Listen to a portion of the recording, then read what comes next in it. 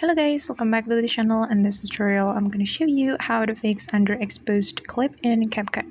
So let's get started. Here I have imported my clip in CapCut and this is my underexposed clip, and we're going to make this clip, the lighting of this clip getting better. So the first thing we have to do is we can click on the clip like this until this feature option on your screen. Then you can scroll all the way to the right to find adjust option, and this is the adjust option, and just tap on it.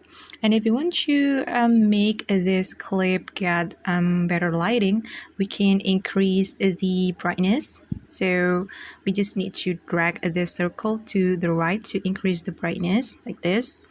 Then we can also increase the exposure. So just tap on the exposure. Then you can increase it by dragging the circle to the right like this. And you can set the brightness and also the exposure to get the lighting that you want. And I'm going to increase the exposure again. All right.